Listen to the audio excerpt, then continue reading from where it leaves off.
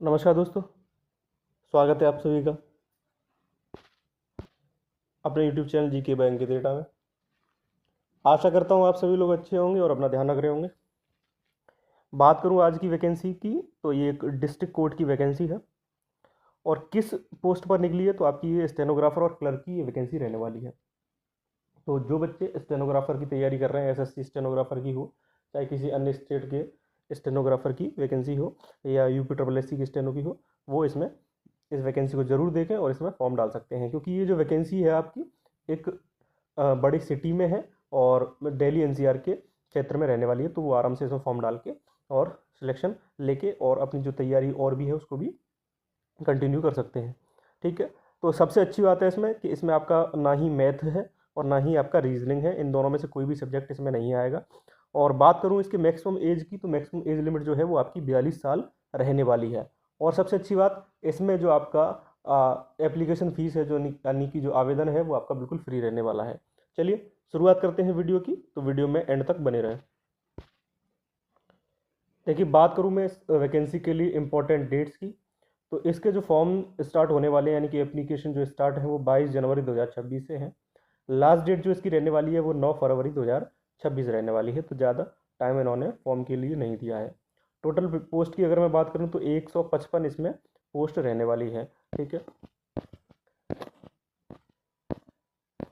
Eligibility details की अगर मैं बात करूँ तो इसके लिए आपका क्या क्या क्वालिफिकेशंस मांगी है, तो जो स्टेनोग्राफर ग्रेड 3 की जो वैकेंसी है उसके लिए जो एजुकेशनल क्वालिफिकेशन है उसमें आपके पास ग्रेजुएशन होनी चाहिए। ग्रेजुएशन किसी भी स्ट्रीम, मतलब आपके साल बीए हो, बीकॉम हो, बीएससी, उससे कोई मतलब नहीं, बस आपके पास ग्रेजुएशन की डिग्री होनी चाहिए।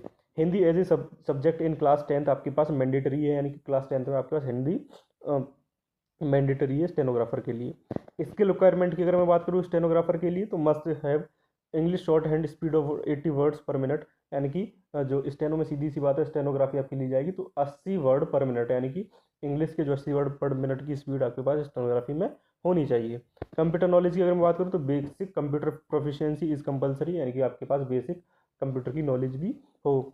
टेस्ट रिक्वायरमेंट की अगर मैं बात करूँ तो टेस्ट रिक्वायरमेंट में आपका shortlisted candidates will have to clear typing test. Test के बाद आपका जो टाइपिंग टेस्ट है वो आप अगर क्लियर कर लेते हैं तो आपको सिलेक्शन दे दिया जाएगा। बात करूँ अगर क्लरिकल पोस्ट की, तो क्लरिकल पोस्ट के लिए भी सेम क्वालिफिकेशंस हैं जो आपकी स्टेनोग्राफर है के लिए दी गई हैं, उसके लिए बिल्कुल सेम है। एजुकेशनल क्वालिफिकेशन आपकी ग्रेजुएशन होनी चाहिए और Hindi as a subject in class 10 आपके पास मैंडेटरी है, यानी कि कंपलसरी आपके पास 10वीं क्लास में हिंदी एज ए सब्जेक्ट होना चाहिए। इसमें भी आपका कंप्यूटर नॉलेज है। इसके साथ साथ इसमें आपका टाइपिंग स्किल लिया है। क्लरिकल पोस्ट है तो टाइपिंग स्किल आपका इसमें मांगा गया है। क्या टाइपिंग स्पीड होगी, तो 30 वर्ड पर मिनट की आपके पास स्पीड होनी चाहिए।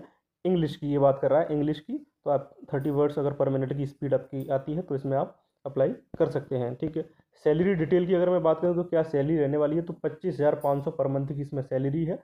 बाकी अगर कोई भी और एड ऑन होगा तो वो कर दिया जाएगा। एज लिमिट की अगर मैं बात करूं तो एज जो आपकी काउंट होगी वो 1 जनवरी 2026 से आपकी एज काउंट होगी।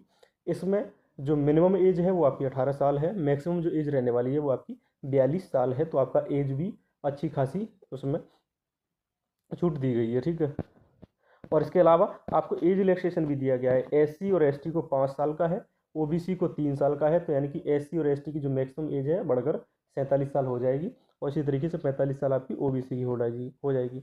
पीडब्ल्यूडी जो फिजिकली हैंडीकेप्ड जो बच्चे हैं उनके लिए अनरिजर्व्ड के लिए 10 साल की छूट है। एससी एसटी के लिए 15 साल, ओबीसी की 13 साल की छूट रहने वाली है। एक सर्विसमैन को सर्विस ईयर्स प्लस 3 साल का एज रिलैक्सेशन इसमें दिया गया है। एप्लीकेशन फ़ीस की अगर मैं बात करूँ तो मैंने आपको शुरुआत में ही बता दिया था कि इसमें आपका कोई भी फॉर्म फीस या एप्लीकेशन फ़ीस नहीं लगने वाली है। आपका बिल्कुल जो इसमें एप्लीकेशन आप भरेंगे बिल्कुल फ्री भरा जाएगा। इस बात को आप ध्यान में रहेंगे, चाहे आपका ओबीसी हो, चाहे एससी हो, चाहे एसटी हो, किसी भी इस सर्विस के लिए, मतलब किसी भी उसके लिए। सिलेक्शन प्रोसेस की अगर मैं बात करूँ तो क्लर्क के लिए आपका सबसे पहले एक रिटन एग्ज़ाम होगा जो आपका एमसीक्यू बेस्ड होगा, यानी कि आपके उसमें एमसीक्यू बेस्ड क्वेश्चन आएंगे। इसमें आपके 100 क्वेश्चंस रहने वाले हैं, जिसमें कि आपके 50 जनरल नॉलेज के क्वेश्चन रहेंगे और 50 आपके इंग्लिश के क्वेश्चन रहेंगे। ठीक है, तो सीधी सी बात है। और 50 क्वेश्चन आपके 100 मार्क्स के, यानी कि 100 क्वेश्चन 100 मार्क्स के रहेंगे, यानी कि एक क्वेश्चन आपका 1 मार्क्स का रहेगा। टाइम ड्यूरेशन की बात करूँ तो 100 क्वेश्चंस के लिए आपको कितने टाइम दिया जाएगा, तो 2 घंटे यानी कि 120 मिनट का टाइम इसमें आपको दिया जाएगा। क्या इसमें कोई नेगेटिव मार्किंग रहेगी? तो इसमें आपकी कोई भी नेगेटिव मार्किंग नहीं रहने वाली है। इसके बाद आपका शॉर्ट लिस्टेड जो कैंडिडेट हैं टेस्ट के बाद उनको टाइपिंग के लिए बुलाया जाएगा और 30 वर्ड्स पर मिनट की टाइपिंग आपसे ली जाएगी।